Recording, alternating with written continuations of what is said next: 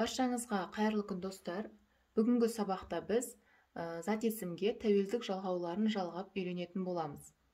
Яғни тәуелдік жалғаулар дегеніміз ның, дың деген жалғаулар. Менің, сенің, оның деген сияқты осындай жалғауларды үйренеміз. Ол үшін ағылшын тілінде бірнеше ережеге сүйеніп тәуелдік жалғауларын жалғаймыз. Мына жерде бірінші ережеге назар аударатын болсақ, жекеше түрдегі зат есімге тәуелдік жалғаулары эш жалғауының жалғануы арқылы жасалады. Яғни апостроф және эш жалғауы жалғанады. Мысал келтіретін болсақ, my friend's house. Friend апостроф s. Менің досымның үйі деп аударылады. Яғни апостроф s жалғанса, ның деген жалғауды білдіреді. Дәл осы секілді адамның атында қолдансақ болады. Нұргүл's бразе. Нұргүлдің ағасы. Апостроф s жалғанып тұр. Ал зат есім көпше түрде кездессе, керісінше апострофты s-тен кейін қоямыз. Екінші ережеге назар аударамыз. Көпше түрдегі зат есім, содан соң s, содан соң апостроф қоямыз. Мысалы, my friends letters. Менің достарымның хаттары. Бұл жерде бірінші s жалғанды, содан соң апостроф қойылды. Asam's toys. Бұл бірінші ережеге сәйкес келеді.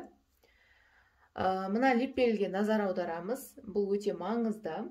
Біз алдыңғы сабақта айтып кеттік, түбірмен өзгеріп кететін зат есімдерді, яғни көпше түрге ауысқан кезінде жекеше түрдегі зат есім түбірмен өзгеріп кетеді.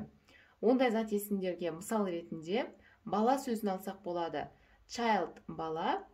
Біз оны childs деп айтпаймыз. Оны біз көпше түрде children деп айтамыз. Children дегеніміз балалар деген сөзді мағынаны білдіреді. Ал енді бұлардың тәуелдік жалғауларын жалғау үшін біз мынау бірінші ережеге сай жалғаймыз. Children апостроф s, toys, балалардың ойыншықтары. Яғни түбірмен өзгеріп кететін көпше түрдегі зат есімдер бірінші ережеге сай тәуелдік жалғаулары жалғанады. Children's toys, балалардың ойыншықтары. Women's dresses, әйелдердің көйлектері. Осындай сияқты көптеген мысалдар келтіруге болады. Ал енді келесі ереже, үшінші ережеге назар аударамыз. Мынау бірінші, екінші ережелер бұл жаны бар заттарға арналған ережелер болатын. Ал үшінші ереже жансыз заттарға арналған ереже болып табылады. Ағылшын тілінде жансыз заттарға тәуелдік жалғауын жалғау үшін біз of предлогын қолданамыз.